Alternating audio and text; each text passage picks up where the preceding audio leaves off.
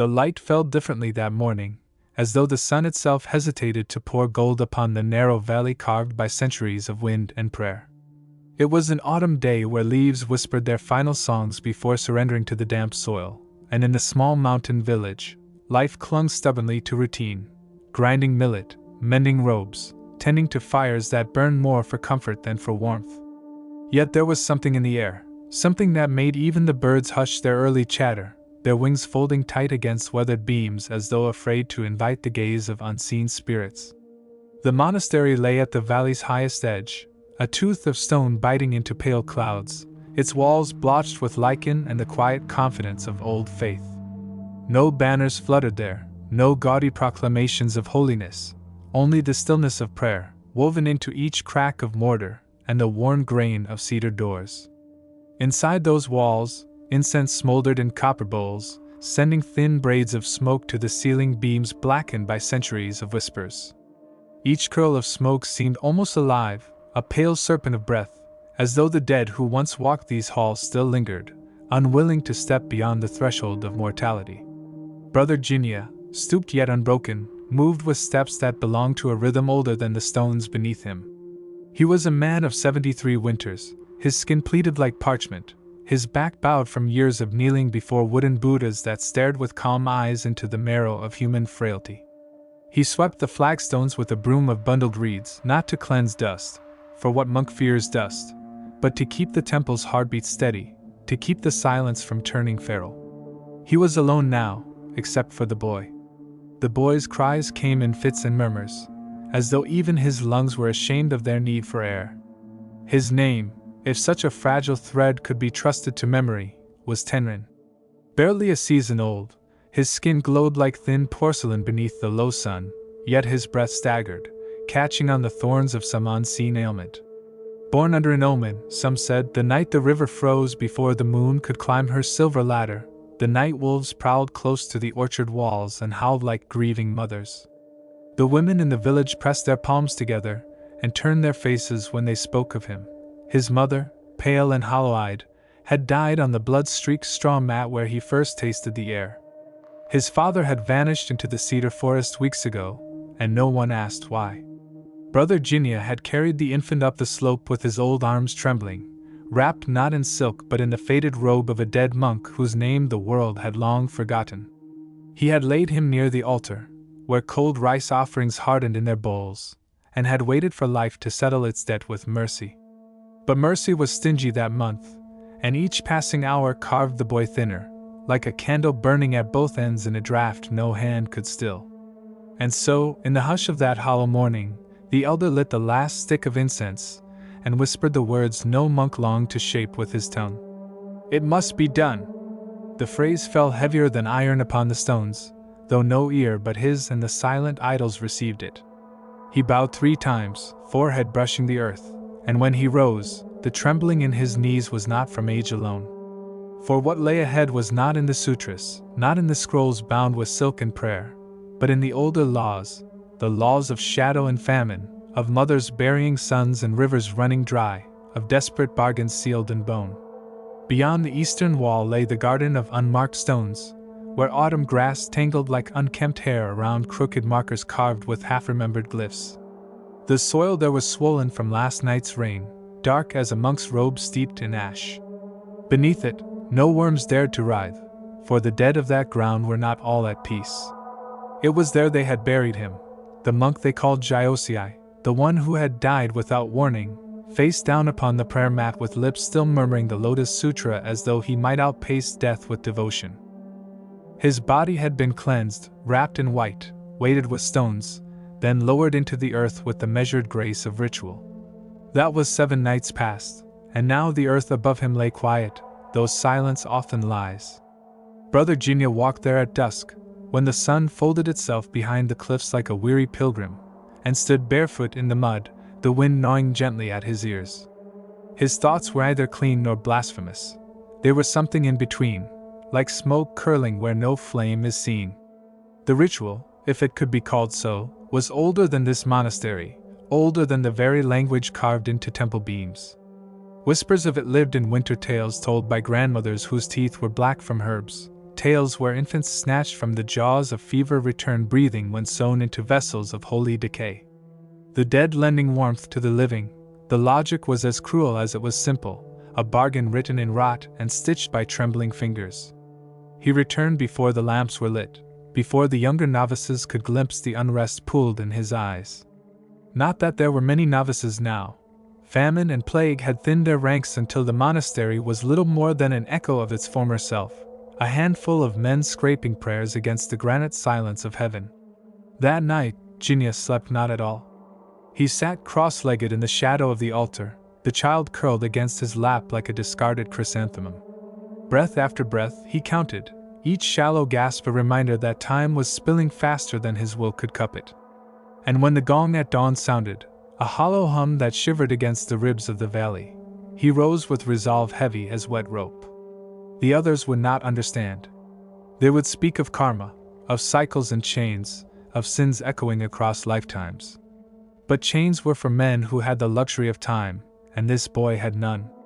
Jinya told no one when he fetched the spade from the shed, its blade dulled by years of pruning roots, and slung it over his shoulder like a thief stealing from the earth itself.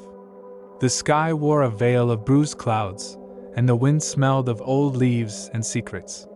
He dug slowly at first, his breath misting in the cold air, his spine screaming protest.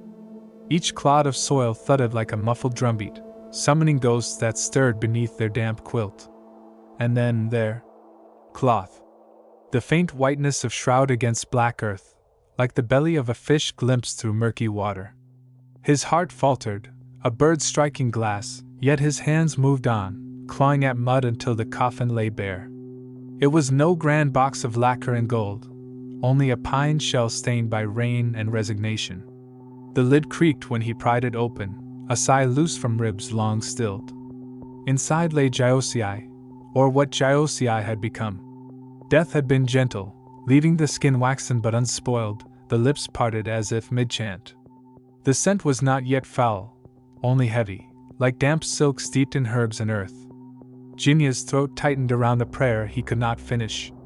He laid the child upon the open shroud, the boy's limbs feather-light, his breath a moth's flutter on the edge of extinction. For a moment, the elders simply stared, at life and death resting in the same cradle of wood, two ends of a circle refusing to meet. Then, with fingers stiff as sticks, he drew the needle. It was a needle made for sewing robes, long as a sparrow's bone, threaded with crimson silk saved for festival days. His hands shook so violently he feared he might pierce the wrong flesh, but he whispered the ancient words, syllables cracked with dust, and began. Stitch by stitch, the world narrowed, first to the curve of the infant's shoulder pressed against the cold flank of the dead, then to the thread sinking into cloth, into flesh, looping them together like beads on a rosary no god would dare touch. The child whimpered once, a sound so small it might have been wind moaning through a knothole. Jinya paused, sweat slicking his temples though the air was brittle with frost, and then he drove on, lips moving soundlessly, as if prayer might disguise the sacrilege from heaven's blind eye. When it was done, when silk bound life to death in a shroud of shared breath, or the ghost of it, Jinya laid his forehead to the earth and wept without sound. For in that coffin, two bodies lay, one sinking, one struggling, and between them a thread stretched taut across eternity, humming with a bargain too ancient for mercy to unmake. The wind keened through the cedars, and somewhere beyond the valley, a bell tolled for evening prayer. But here, in the belly of the earth, the true liturgy had only begun. Night descended like ink poured from a cracked jar, crawling into every seam of the valley until even the mountains dissolved into the void. Only the monastery lanterns, faint as ember eyes, kept the dark from swallowing the stone path that wound upward like a silver thread in moonlight. The wind had stilled, and in its absence, a deeper hush unfurled, a silence so dense that the faint crackle of pine resin in the braziers sounded like the snapping of bones. Brother Jinya lingered by the grave longer than a man should linger among the dead. The earth was a raw wound now, loosely closed, its edges puckered where roots protruded like veins. His robes clung to his knees, heavy with damp clay, and his fingers bore half-moons of black soil under the nails. He stared at his hands as though they were not his own, as though some demon had worn his skin to do its bidding and left him hollow. The boy no longer whimpered. When Genia pressed his ear against the thin coffin lid, he heard only a susurration, a faint stirring, like a moth beating its wings in a jar. It was enough. It had to be enough. For if this ritual failed, if the stories were nothing but the lies of desperate tongues, then all he had done was bind innocence to corruption and bury hope in the loam of blasphemy. He shuffled back toward the monastery, his lantern a wavering globe of amber that trembled with each of his steps.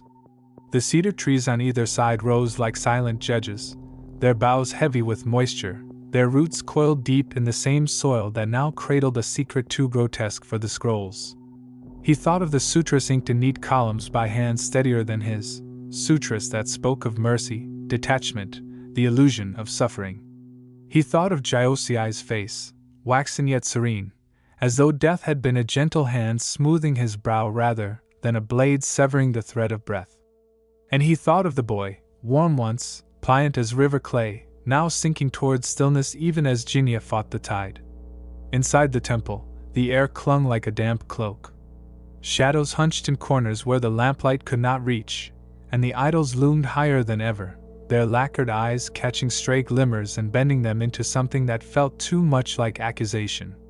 He set the lantern down by the altar and knelt, his bones grinding softly against the mat, his lips fumbling through prayers that fell brittle, like reeds crushed underfoot. Each syllable broke against his teeth, hollow, echoing back without answer. When dawn approached, the sky bruised purple over the ridges, and frost needled the grass until it gleamed like powdered glass. Genia rose with limbs that seemed older than the mountains and walked the halls to wake the novices for morning devotions. They shuffled barefoot across the cold stones, their breaths fogging like spirits fleeing their lips, unaware of the earth-stained folds in his robe or the dread clinging to his shadow. They chanted, voices thin yet pure, a lattice of sound rising like incense toward rafters carved with dragons and clouds. But even as the syllables washed over him, Genia's ears strained for a sound that was not there, the faint cry of an infant piercing the stillness like a reed flute. None came. By midday, his resolve began to fray. He climbed the slope again, spade biting his shoulder like penance, his lungs stinging from the climb and the weight of his guilt. The grave greeted him unchanged, save for the way its edges had sagged under the slow collapse of wet earth. He knelt, his breath gusting white plumes, and pressed his palms flat against the mound as though he could feel the truth through the cold crust of soil.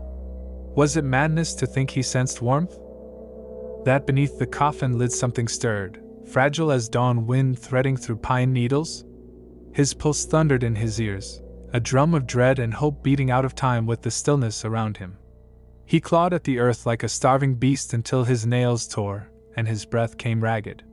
When the lid lay bare once more, he hesitated, throat locked on a prayer and a sob tangled together. He pried it open. At first, nothing, just the hush of damp air exhaling from the pine boards, the waxen oval of Josiah's face gleaming faintly in the dim. Then a twitch. So slight he thought it a trick of his weary eyes, a flutter of the boy's fingers, as though a dream had brushed them from within. Another breath, so shallow it might have been the shifting of dust. But no, it was real, a thread of life tugging, fraying, yet refusing to snap. Genia's knees buckled. He pressed his lips to the boy's forehead, tasting the mingled tang of earth and salt, and wept into the silk that bound the living to the dead. The ritual, unspeakable, profane, had not failed. Or perhaps it had succeeded in a way that mocked mercy itself. He carried the child back swaddled in the same death robe, a relic of warmth against the frost's bite, and laid him in the chamber where lamplight trembled on walls stippled with shadow. The boy's breath was faint but steady now, each exhale a pale blossom in the cold air. Yet his skin, Genia could not deny, was not the same. No longer the translucence of fragile porcelain, but something else, something touched by the hush of graves, as if the stillness of Josiah's flesh had bled into his veins like ink dropped in clear water. He dared not let the novices see. They would not understand, would cry demon and blasphemy, summon the abbot who lingered now in the next valley, nursing his gout and his dreams of purity. No, this secret must be held close, pressed tight against the ribs like contraband scripture. Days turned, slow as grinding millstones, and with them the boy's strength swelled like a river thawing under spring sun. Yet the air around him thickened with something Genia could not name. Birds avoided the eaves where he slept. The incense seemed to gutter when placed near his cradle. And once, just once, Genia swore he saw the shroud stir in the night though no wind crossed the threshold. And always, always, the thread remained. He had cut it after the ritual, severed silk with a blade sharp enough to pare the moon. But no blade could sever what now pulsed unseen, a tether humming between the grave and the cradle. Sometimes, when the lamps dimmed low and the monk's breath settled into the rhythm of sleep, Genia fancied he heard a second breath in the room, not the boy's, but deeper, hollow, drawn from lungs that had long since stilled.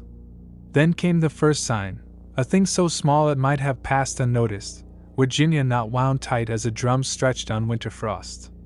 He was kneeling by the boy's mat, stroking the curve of his cheek, when the infant's eyelids fluttered open. Nothing strange in that, save for the color. Not the clouded black of a newborn's gaze, nor the warm brown of his lineage, but a pale gleam, milky yet lucid, like moonlight strained through ice. And in that gleam, oh, mercy in heaven, something stared back. Something patient as stone, old as incense smoke curling in forgotten halls. Genia recoiled as though struck, the prayer beads snapping in his grip, beads scattering like teeth across the floor. The boy cooed softly, almost a laugh. Outside, the wind rose sudden and sharp, rattling the temple eaves like bones shaken in a beggar's bowl. And from the far end of the valley, faint as an echo stitched from shadow, came the sound of a bell tolling where no bell should be. The bell's sound lingered long after its last tremor should have died, a tone stretched thin across the valley like a thread pulled taut between two unseen hands. Brother Genia stood motionless, the beads scattered at his feet glinting like a constellation fallen into the dust. The boy's eyes, those pale, unfathomable orbs, watched him with the calm of deep water, neither curious nor afraid.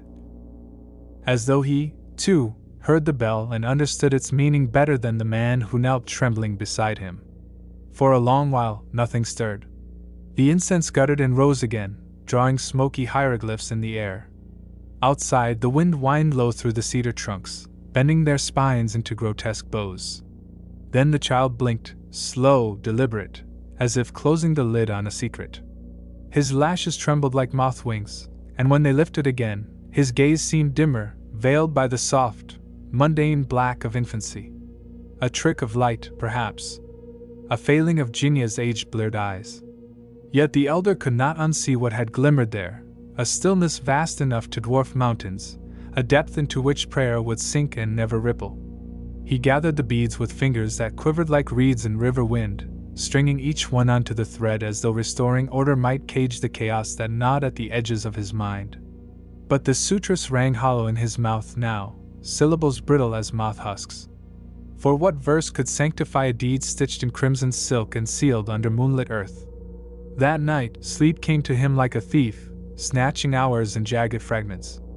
Dreams unfurled like rotten banners, dreams of Giosei standing at the foot of his mat, robes soaked dark as river mud, lips moving soundlessly while from his eye sockets streamed threads of crimson silk. The boy lay beside him in these dreams, but changed, limbs longer, ribs pressing sharp through translucent skin, his mouth curved in a smile that bore no kinship to innocence. Genia woke before the gong, the taste of iron pooling under his tongue. His body ached as though the grave itself had clenched him in its jaw. Yet when he turned to the cradle, the child slept, serene, perfect, a pearl cupped in shadow. His tiny chest rose and fell with the rhythm of lullabies, and his lips curved not in malice but in the mute blossom of dreams. For a moment, Genia almost believed. Almost. But belief is a brittle raft when the river swells black beneath it. By the 7th day after the ritual, whispers began to creep like mold along the beams of the monastery. Not about the boy, for none knew of him yet, but of portents etched into the valley's skin. A stag found dead at the river's bend, its eyes milky white though winter had not yet hardened them. A flock of crows circling the incense tower at noon, their wings clotted with frost as though they had flown from some higher, colder realm. And the bell, always the bell, tolling faint and hollow from the eastern cliffs where no monastery stood, where only wind and stone kept counsel with time.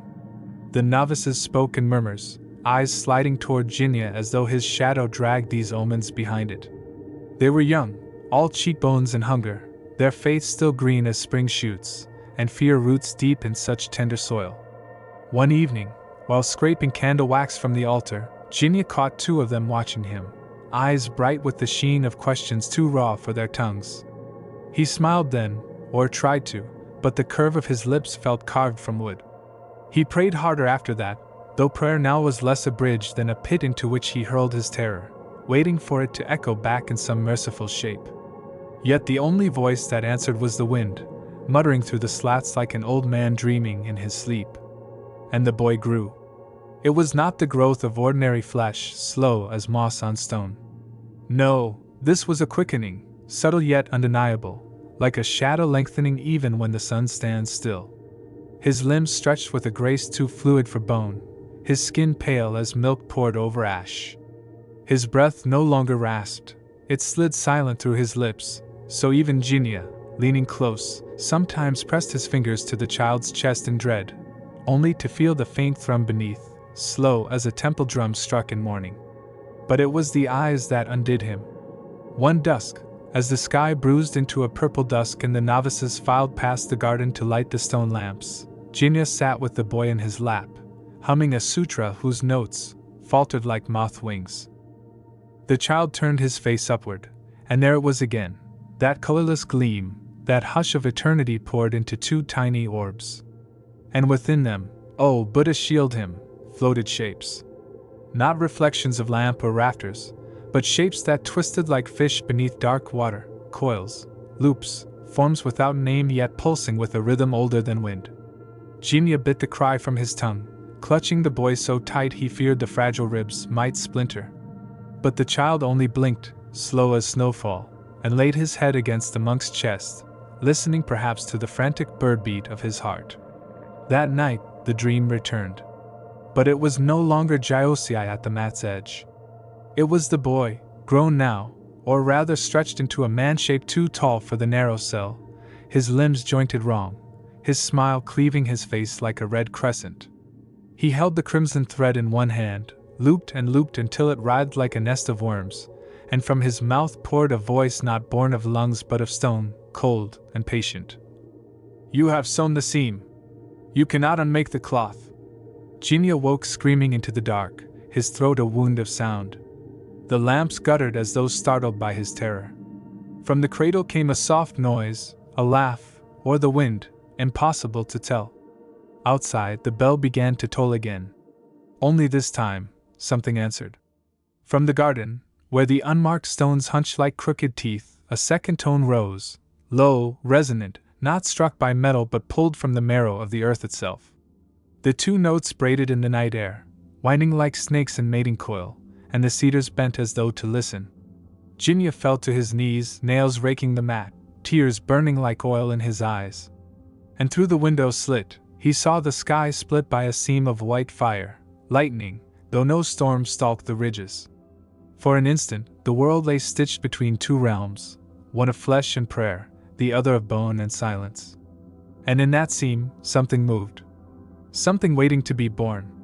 The dawn that followed was unlike any Jinya had ever known, though dawn is, by nature, a repetition of all that came before.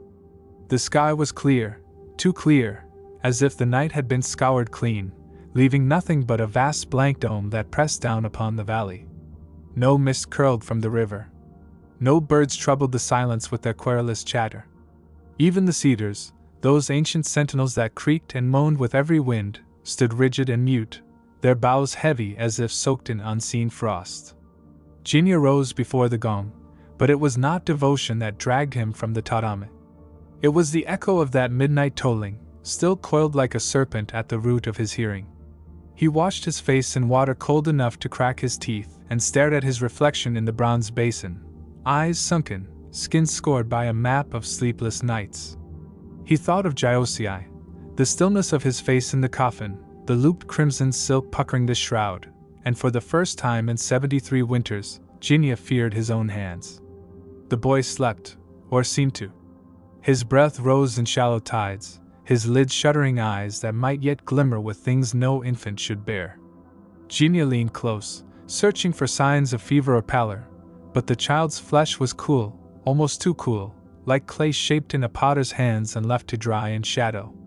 He whispered a mantra under his breath, not for merit, not for karma, but for the brittle comfort of syllables threading through the silence. When the novices stirred, their footfalls whispering like moth wings down the corridor, Genia swaddled the boy in a patched robe and slipped from the dormitory before their eyes could pry. He walked the eastern path, where the frost still bit through sandals and the stones bit deeper still into the arches of his feet.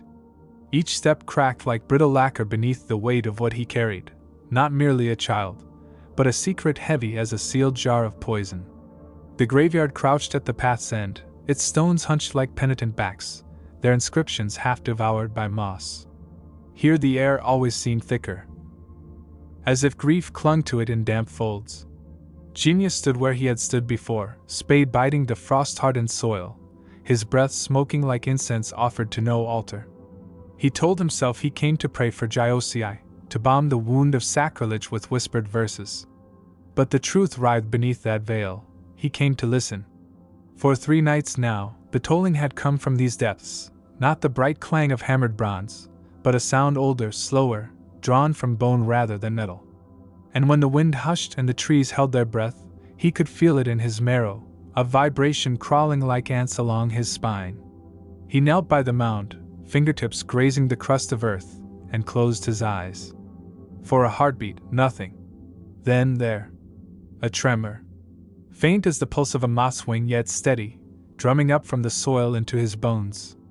Not the rhythm of roots drinking, nor the settling of earth under frost. Something else.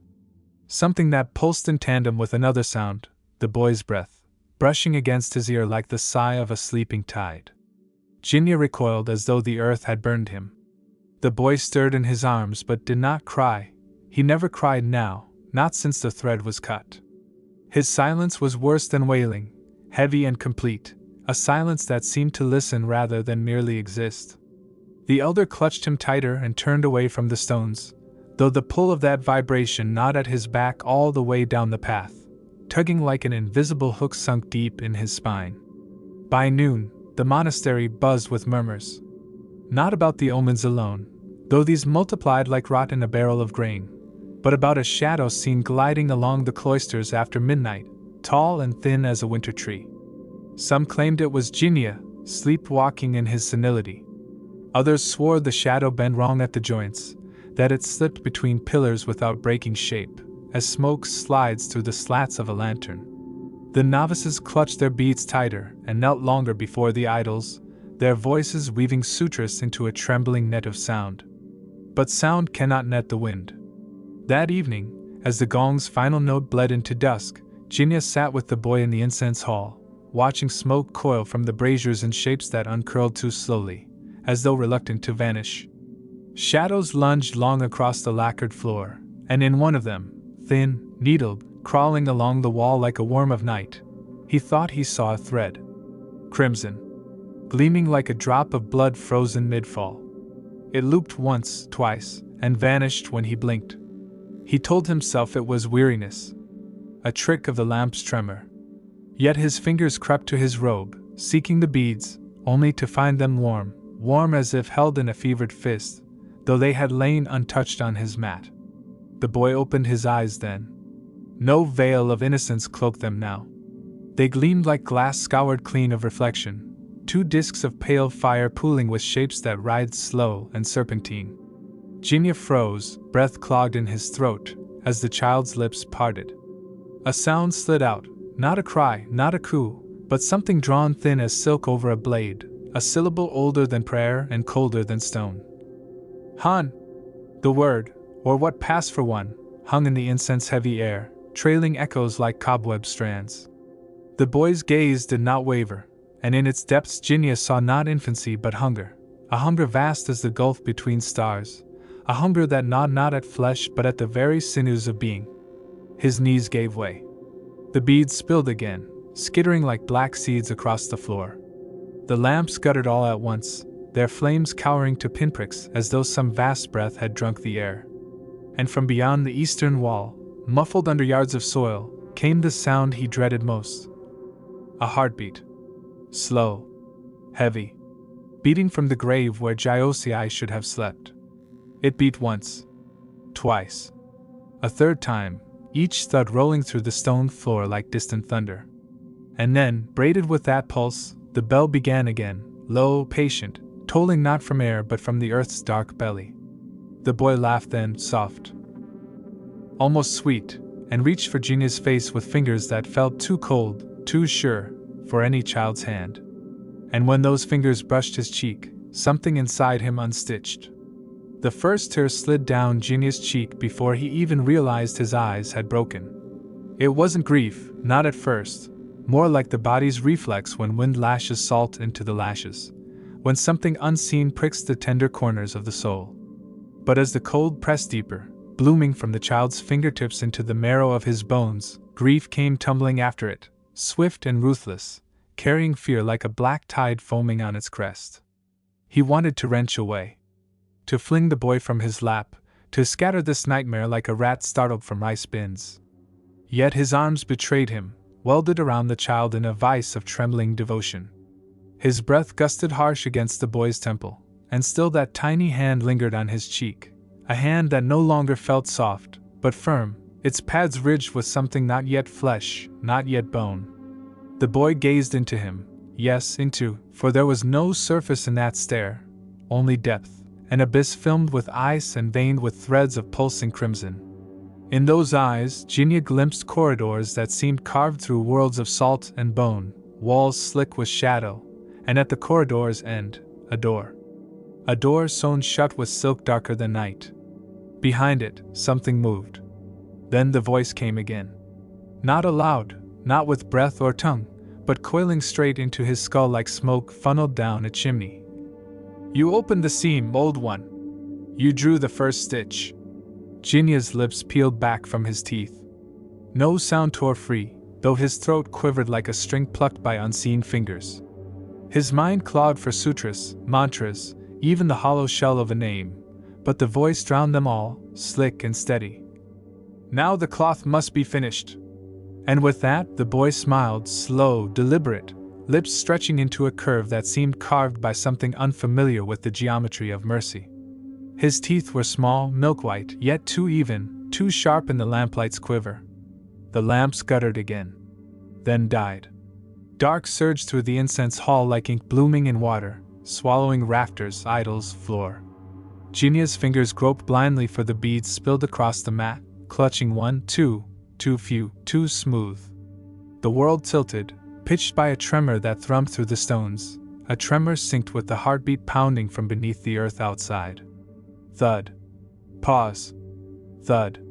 Each pulse heavier than the last, as if the grave's belly were swelling with some monstrous gestation.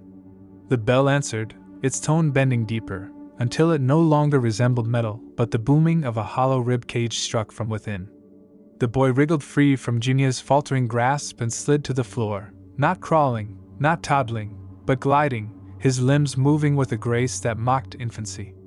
In the darkness, only his eyes shone, twin moons guttered with milk fire, tracing arcs like wet brush strokes across the lacquered boards. Stop! The word broke from Gina's throat like a splintered reed, feeble and warped. His knees ground against the mat as he lurched forward, fingers clawing air thick as wet silk. Please stop! A laugh answered, soft, bell-pure, the sound a child might make chasing dragonflies in spring. Yet in that laughter threaded a hum, low and thrumming, as if a second voice harmonized beneath it, a voice with no lips, no breath, only hunger. The door at the far end of the hall shivered on its hinges. Then again. Shadows bled from its seams, fattening like leeches on lamp-black air. The hum swelled, weaving with the bell's toll into a braid of sound that throbbed like a vein fit to burst. And then came the smell. Faint at first, earth after rain, clay slicked by worms. Then stronger, rank, as though the grave had torn open its belly to spew rot into the hall. Gina gagged, bile souring his tongue, and in that reek he smelled Josiah, the resin steeped into his death shroud, the herbs crushed to balm his cooling flesh. The monk he had sown, the monk he had defiled, was here again. The door burst inward. Not with the splintering violence of timbers shattered by force, but with a yielding softness, as though the wood had been soaked and kneaded until it wept into threads. From the dark beyond slid something pale, first a hand, fingers splayed, the nails blackened with soil. Then another. They gripped the threshold like hooks, and between them bulged a head slick with earth, its sockets blind hollows packed with mud. The shroud clung in ribbons, and through its gaps, silk winked, crimson silk, threading flesh to flesh in obscene embroidery.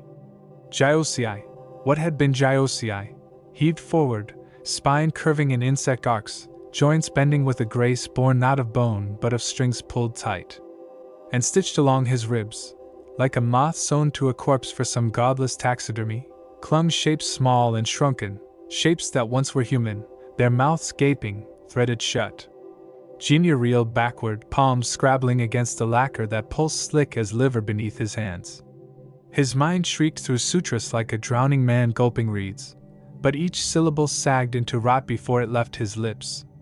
The boy stood now before the thing in the doorway, head tilted, eyes aglow like moons drowned in milk. Between them stretched the crimson thread, unbroken, unfrayed, quivering in the dark like a vein straining under the weight of blood not yet spilled. The corpse moved. And the bell, oh gods, the bell kept tolling, each note louder, closer, until Genia realized with a rending clarity that the bell was not metal at all. It was bone. It was Gyosei's ribcage, drummed by something stirring behind it. Something waiting for its seam to close. Genia crawled. Hands slick, knees raw, he crawled toward the altar where the votive blade gleamed faint as a fish scale in the dark. His breath sobbed through his teeth, tearing his lungs raw. Behind him, the hum crescendoed, thickening until it buckled the air, pressing down on his spine like the hand of a merciless god. The blade kissed his palm, sweet and cold. He spun, robes twisting like torn sails, and raised it high, though against what, he did not know. The boy? The corpse? Himself? The hum broke then, splintered into laughter, high and bright and blooming from two throats, two mouths, two voids threaded into one. The last thing Genia saw was the crimson silk, unspooling in the dark like a river of worms, winding up his arms, his throat, sewing his scream shut stitch by stitch by stitch. And when the novices burst in at dawn, answering the clangor of a bell no hammer struck, the incense hall was empty, save for the blade, slick and bright, and a cradle yawning wide, its mat pressed with the print of something that had never been entirely human. From the eastern cliffs, the tolling rolled on. The novices spoke of it first in whispers, their voices fraying like silk snagged on thorns. No one dared to say the word aloud, vanished, yet the truth hung in the incense-thick air like a prayer half swallowed by fear. Brother Genia, the eldest, the unbending pillar, was gone. His mat lay cold, his robe folded with obsessive precision, as if to mimic the calm of duty. But the blade upon the altar gleamed with a red so dark it might have been ink ground from cinnabar, had its slickness not betrayed the pulse it once held. The abbot was summoned from his exile in the western cloister, hobbling on feet gnawed by gout, eyes sharp as a hawk's despite their rheum. He listened as the novices poured out their stammered tales, the bell tolling from the empty hills, the incense guttering as if the air itself recoiled, the shadow gliding like spilled oil along the cloister walls. He listened, and said nothing. Only his fingers moved, stroking the beads knotted at his waist, lips pressed thin as lacquered reeds. Then he ordered silence. The hall where Genia had last been seen was sealed, its doors barred with beams carved in spirals of mantra. Rice was scattered at its threshold, salt heaped in furrows pale as bone. Incense rods, fat as a child's wrist, hissed in their braziers until their coils curled into dragons writhing skyward. The abbot's voice, hoarse yet hard, rolled through the monastery. Let no one speak of what crawled here. Let no one name it, for names are nets, and nets will tear when the weight of that which swims against them grows too great. And so, the monastery feigned peace. The novices chanted louder, their throats raw with syllables hurled like stones at a tide that did not care. They swept, scrubbed, bowed till their spines shrieked. But beneath their genuflections, dread seethed, because all knew the truth that slipped like a worm between their prayers. The boy was gone too. The cradle gaped empty, its mat sunk with the imprint of a form too small to cast such long shadows. The robes Ginia had swaddled him in lay folded with the same precision as his own, their creases sharp enough to wound a fingertip. Yet when the novices pressed their noses to the fabric, they gagged, for the stench that clung there was not of milk or sweat, but of grave loam steeped in iron. And outside, the valley sickened. At first, it was small things. A pail of water left overnight blossomed with worms pale as suet. The gong rope bled sap the color of old blood when tugged for prayer. Foxes slunk near the gates at dusk, their mangy, their eyes glazed with cataracts that shone like coins sunk in river silt. Then came the sheep, 13 of them, found kneeling in the meadow at dawn, their throats stitched shut with crimson thread, their bellies split and brimming with stones. The novices retched into the grass while the abbot stood unmoving, gaze scoured hollow by something older than horror. From that day, the bell did not stop. It tolled at matins, though no hand swung the clapper. It tolled at vespers, its notes stretched so thin it wavered like a reed in famine wind. And in the hour between midnight and dawn, the hour when the skin between worlds grows thin enough to tear, it deepened into a bellow, a sound that crawled like fire through marrow, shaking bowls from shelves, hurling birds from the eaves in a panic of wings. The villagers fled first, their sandals slapping the frost-hardened paths, their bundles spilling millet in trails behind them.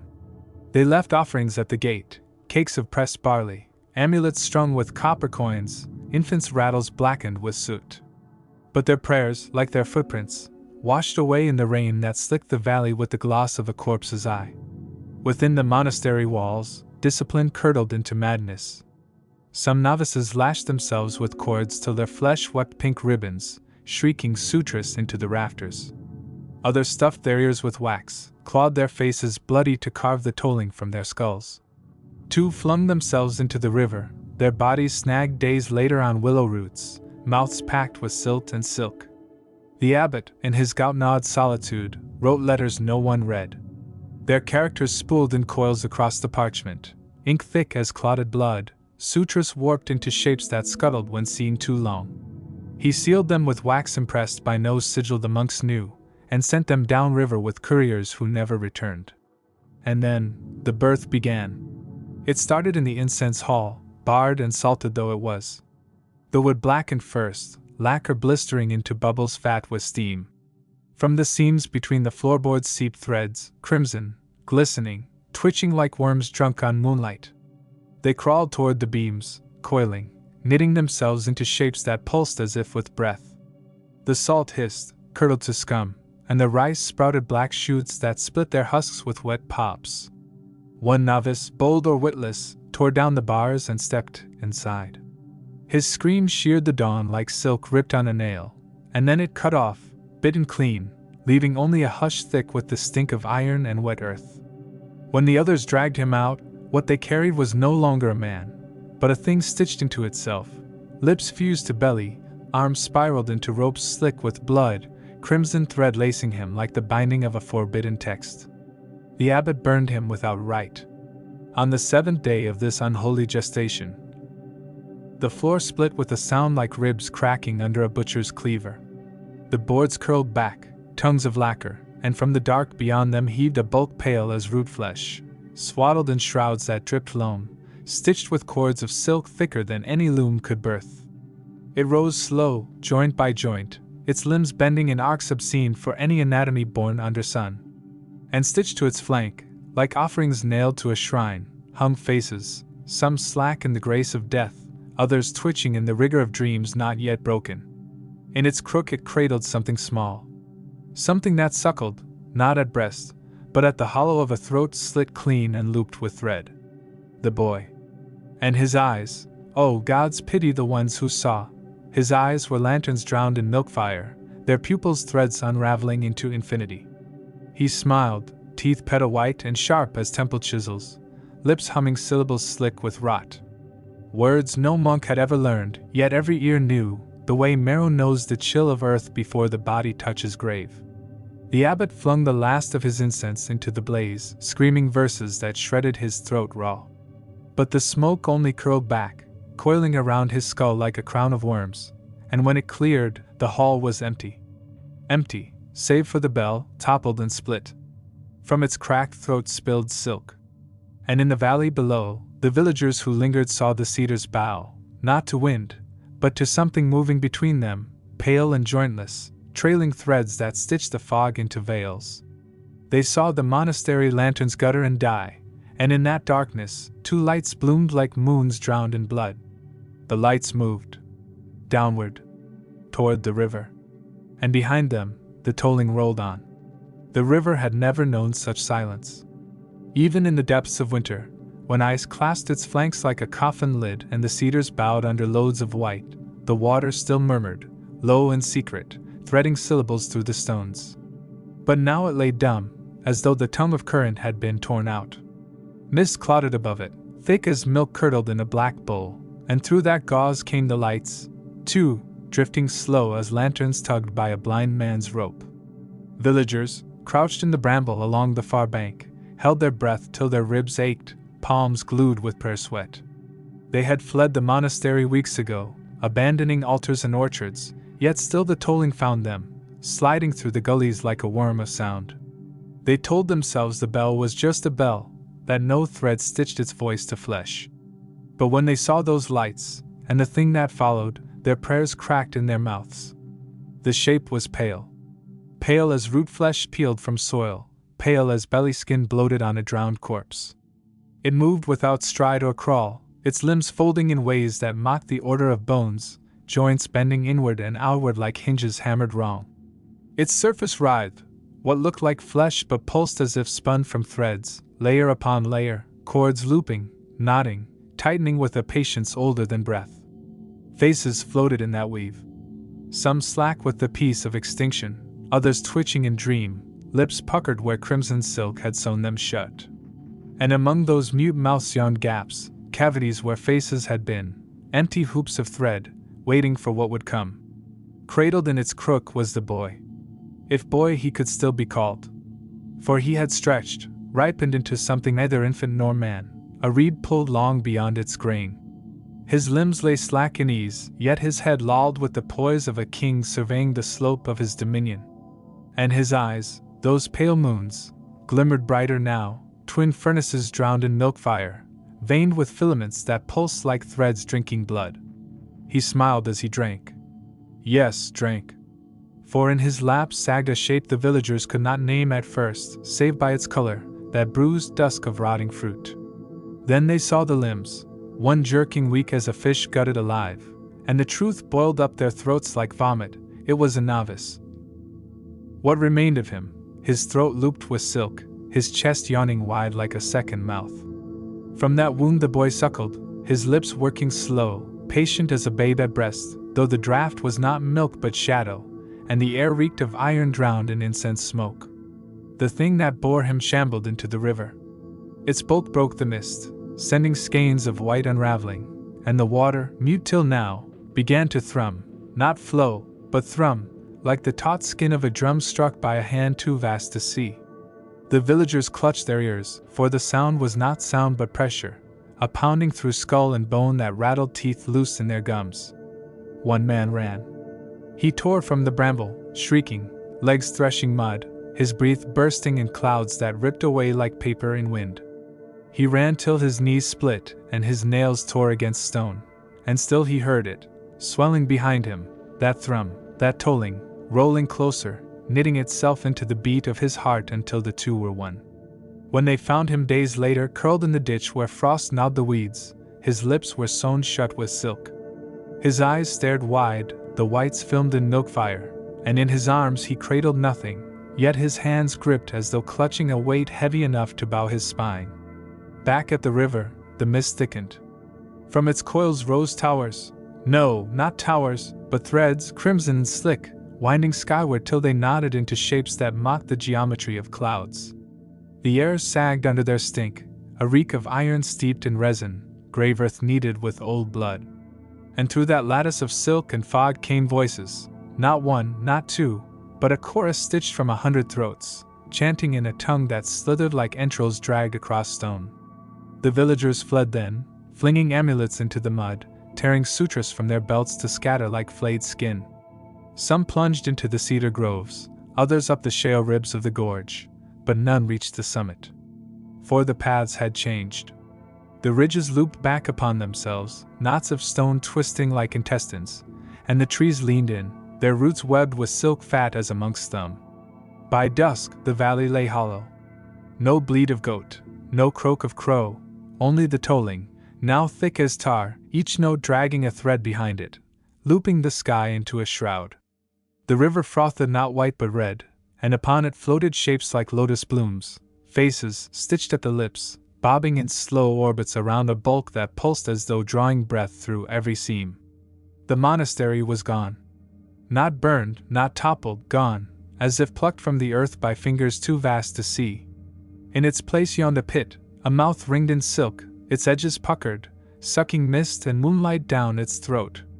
From that maw uncoiled a single thread, crimson and gleaming, stretching toward the river, humming as it drew taut, as if to reel the water into the dark. At its tip dangled a shape small as a child's fist. A rattle, carved of bone, inlaid with beads black as lacquered eyes. It swung in the windless air, ticking like a clock wound with sinew, ticking in time with the bell that tolled no more from towers of bronze, but from ribs deep in the pit's throat. Thud. Pause. Thud. Each beat swelling till the earth shivered like hide stretched on a drum, till the cedars buckled, till the sky itself seemed stitched to the horizon by threads of lightning raw as flayed nerves. And through that throbbing dusk came a cry, not of terror, nor of joy, but of hunger, vast and old, a hunger that had borrowed a child's tongue to speak its first syllable since the earth was soft. The cry rippled over hills, over gullies, curling into dreams of those who still slept far beyond the valley's seam. It slipped into wombs, twined round spines, whispered along the lattice of nerves like a weaver plucking threads for a loom no mortal eye should see. And as the first star bled in the east, the rattle swung once more, its tick stretching into a laugh bright as a child's, yet ringing through marrow like a nail driven home. The cloth was almost finished. Night rolled over the valley like a lacquered tide, sealing every wound of light until the world gleamed black and endless, stitched with stars that pulsed like beads on a celestial thread. The wind had stilled, the cedars bowed low, their silhouettes bristling against the sky thick with the scent of damp earth and something sweeter, resin, perhaps, or the faint musk of rotting silk. No bird called. No river sang.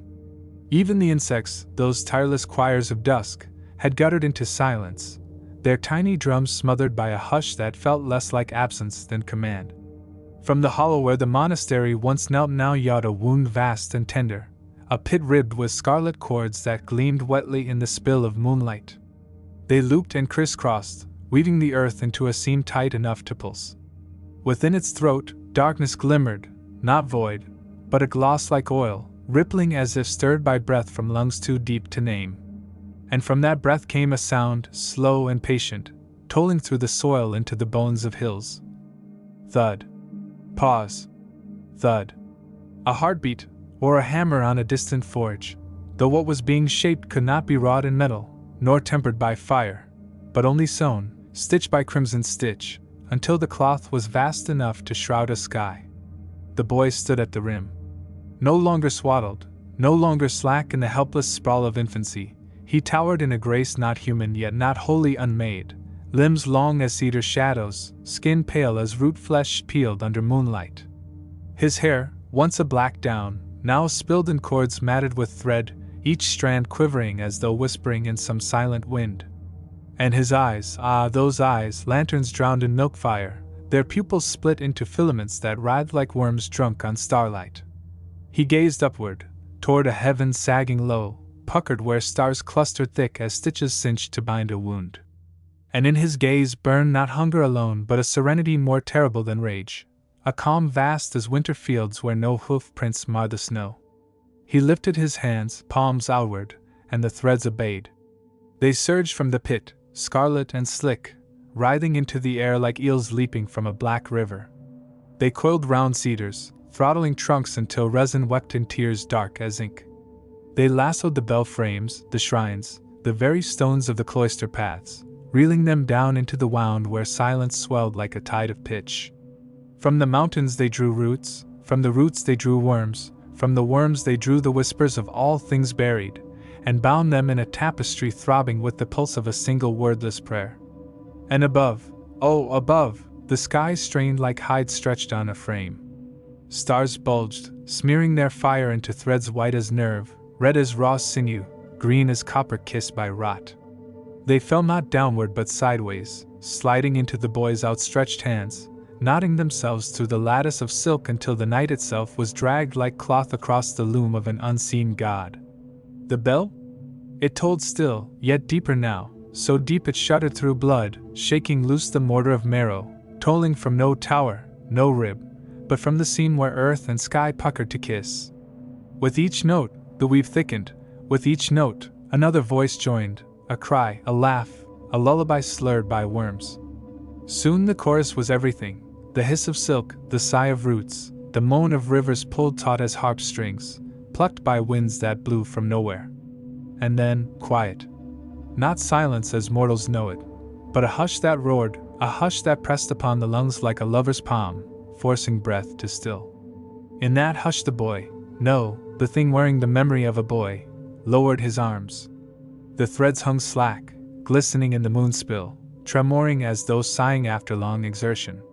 The pit no longer yawned, it had closed, cinched tight, the earth stitched into a scar smooth as polished bone. Where the monastery had squatted now spread a plain lacquered black, slick as ink under starlight, its gloss broken only by a single shape. A cradle. Empty. Rocking though no wind stirred. Its wood gleamed with lacquer dark as clotted blood. And from its slats dangled tatters of silk, twitching as if stirred by fingers too small to see. Beside it lay a rattle carved from bone, its beads ticking slow as a dying heart. Tick. Tick. Tick. Until even that sound withered, and the night folded itself soft as a shroud. Far above, the stars closed their wounds, though their light flickered weak, pale as prayer spoken in a throat thick with dust. The moon sagged low, its rim looped by something fine and red, a thread so thin it might have been a crack in the eye. Yet those who dreamed that night woke screaming, clutching their jaws as if to keep the silk from stitching their lips. And in the hush that followed, when all things living held their breath, a laugh rippled through the marrow of the earth. Soft. Childlike. Endless.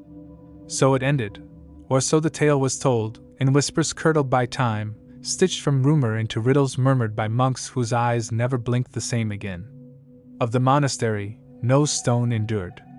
Of the novices, only names brittle as ashen temple ledgers. And of the boy? Some say he wandered east, veiled in mists that clung like swaddling, trailing threads that wove forests into cathedrals no bird dared enter. Others swear he dissolved into the sky, unspooling like a skein of silk until night itself bore his weight and sagged. But if you walk the valley when the moon is raw and red, they say you may hear it still, the hush of threads rasping through soil, the lullaby hummed in a tongue too old for mercy. And if you stoop, oh, fool if you do, you might find a bead black as lacquered glass, warm as flesh, pulsing faint as a moth's wing. Do not pocket it. Do not name it. For names are stitches, and stitches bind more than cloth. Best to turn then. Turn and go, though the cedars lean low as if to comb your hair, though the wind tugs your robe like a hand too small to hate. Go swift, before the first toll hums through your bones, before the hush swells, before you glimpse, just there, beyond the mist, the curve of a cradle rocking where no wind walks. And should you hear a laugh, bright as a child's and soft as a blade drawn through silk, pray. Not for your life. For your seam. For once the first stitch takes, the cloth will hunger to be whole. And the thread is always crimson.